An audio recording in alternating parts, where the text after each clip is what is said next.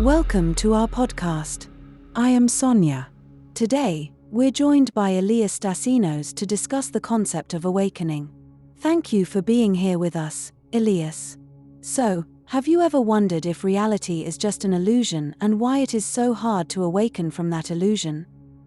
Elias will help us understand why it is so hard to be awakened. So, Elias, awakening is the reality of our being aware beyond societal conditioning. Non-duality is about realizing there's no separation, but what is the main problem?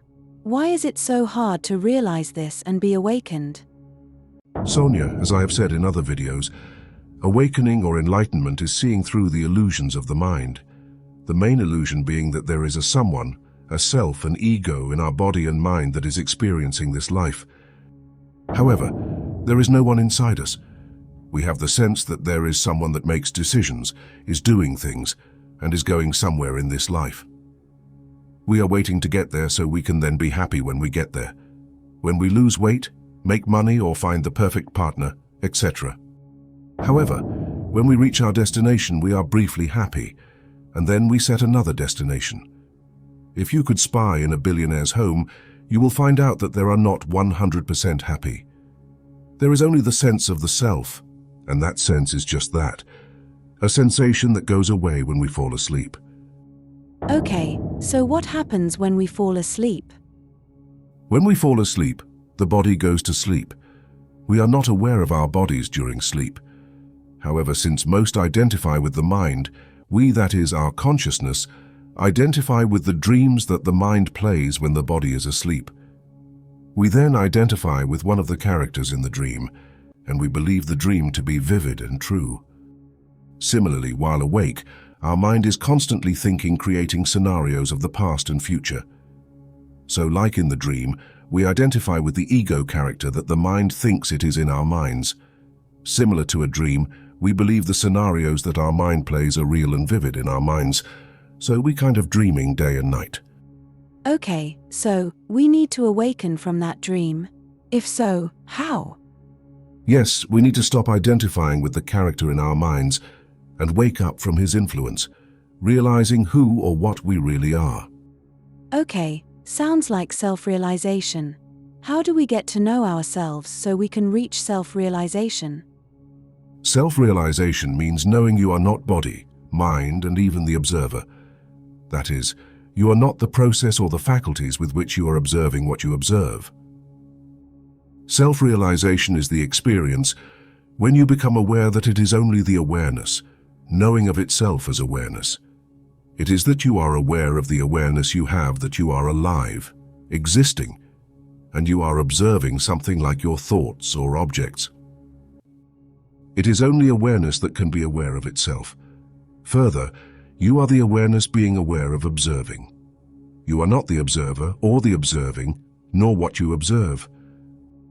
So you are that knowing or awareness of being, the knowing or awareness that you are aware and exist, observing something through your body or mind. But you are not the faculties that you observe with, nor the body or your mind. So, why is it so hard to understand that we are our awareness and not the mind observing the world? The reason is that our minds are always in denial of our awareness. The mind wants to interpret everything we observe so it can make sense of it. Then the mind wants to share this observation with others to make sense of its existence. So life goes on with these illusory interpretations of the mind's reality. Okay, go further into it. What exactly is awakening? Awakening is a profound shift in perspective.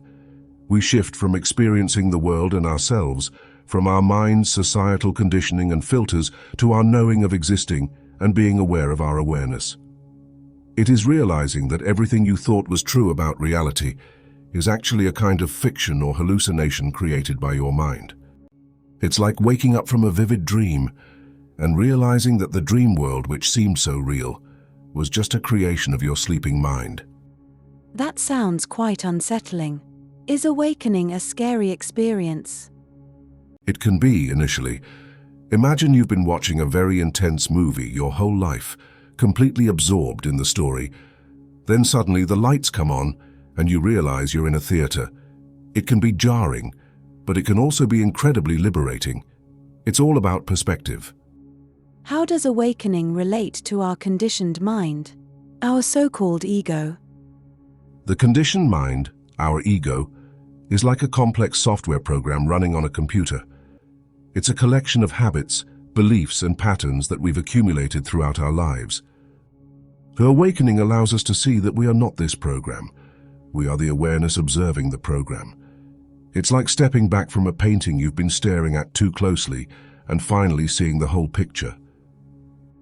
You mentioned that awakening changes everything and nothing. Can you elaborate on that paradox? Certainly, it changes everything in the sense that your entire perception of reality shifts. But it changes nothing in the external world. The trees are still trees. People are still people. It's like putting on a pair of glasses that suddenly brings everything into focus. The world hasn't changed, but your ability to see it clearly has transformed dramatically. How does awakening impact our daily lives and interactions? Once awakened, you start to see that much of our social interaction is a kind of game or performance. It's like realizing that we're all actors on a stage, playing our roles. But instead of getting caught up in the drama, you can now choose how to engage with it. You can play your part with awareness without being consumed by it. That's fascinating. You've also mentioned that awakening reveals that seeking fulfillment in material possessions is a delusion. Can you expand on this? Absolutely. Society often tells us that happiness lies in acquiring things. A new car, a bigger house, the latest gadget. It's like being on a hamster wheel, always running towards the next thing. Awakening helps us step off that wheel and realize that true fulfillment comes from within. It's like discovering that you've been searching for a treasure outside when it was inside you all along. How does awakening change our relationship with our thoughts and emotions? Awakening allows us to observe our thoughts and emotions without being controlled by them. It's like watching clouds pass in the sky. You can see them, acknowledge them, but you don't have to chase after every cloud. This creates a sense of spaciousness and freedom in our inner world. You've talked about the importance of patience in the awakening process. Why is this? Patience is crucial because awakening often involves undoing years or even decades of conditioning.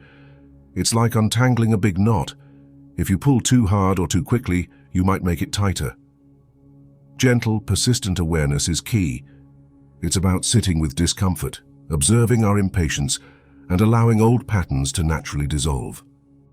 How does awakening impact our understanding of reality?